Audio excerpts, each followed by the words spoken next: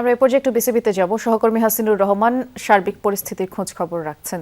হাসিনুর, নতুন অ্যাডহক কমিটির সভাপতি তামিম ইকবাল তো বেশ আগেই বিসিবিতে এসেছেন।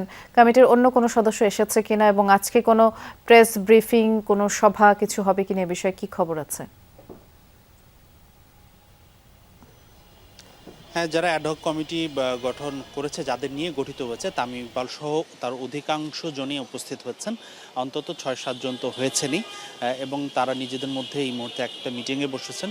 এটা বোর্ড মিটিং, অফিসিয়ালি আসলে সেইভাবে বলার সুযোগ আছে কিনা জানি না, তবে তারা নিজেদের মধ্যে আলোচনা শুরু করেছেন। এবং যতদূর আমি জানি, আমার কাছে তথ্য আছে, 8:30 থেকে 9টার মধ্যে তারা মিডিয়ার সম্মুখীন হবেন, একটা অফিসিয়াল প্রেস ব্রিফিং করবেন। এবং সেখানে আসলে তাদের কর্মপরিকল্পনাটা কি হবে বা তাদের পরিকল্পনাটা কি, সেই বিষয়টাতে আমরা বিস্তারিত জানতে পারবো।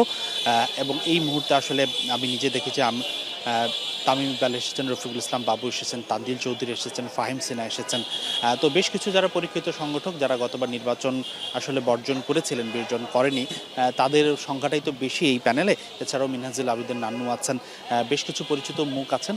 তো তারা আসলে তাদের কর্মপরিকল্পনাটা কী হবে সেটা তারা জানাবেন। তবে আমিনুল ইসলাম বুলবুল সহ এর আগের বোর্ডের যে কর্মকর্তারা, ভাইস প্রেসিডেন্ট ফারুক আহমেদ, তারাও কিন্তু আজকে দুপুর বিকেল পর্যন্ত বিসিবিতে ছিলেন। কিন্তু এই ঘটনার পর যখন আসলে বিসিবির বর্তমান কমিটি ভেঙে দেওয়া হয়েছে, তারা অনেকটা মিডিয়াকে অ্যাভয়েড করে কারোর সঙ্গে কোনো প্রতিক্রিয়া না দেখিয়ে চলে গেছেন বিসিবিতে।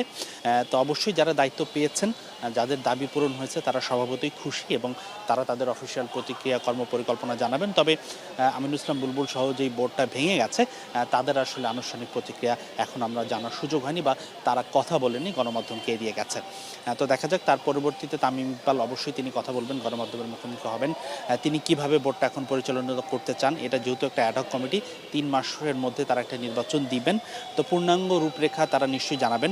এবং পাশাপাশি শুধু এমন নয়, তারা নির্বাচন নিয়েই কাজ করবেন। বাংলাদেশের যেহেতু সামনে খেলা আছে, কয়েকদিন পরে নিউজিল্যান্ডের বিপক্ষে সিরিজ শুরু হচ্ছে, এবং বিশ্বকাপের আগে বোর্ডের যে ফ্রেমওয়ার্কগুলো আছে, স্বাভাবিক কর্মকাণ্ডগুলো, সেগুলো যেন ঠিকভাবে চলে, সেটা নিয়েও তারা একটা নিশ্চয়ই পরিকল্পনা করবেন।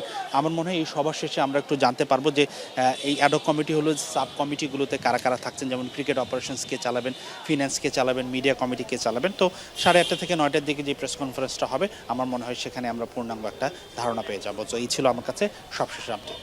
বিস্তারিত জানাচ্ছিলেন, ধন্যবাদ আপনাকে।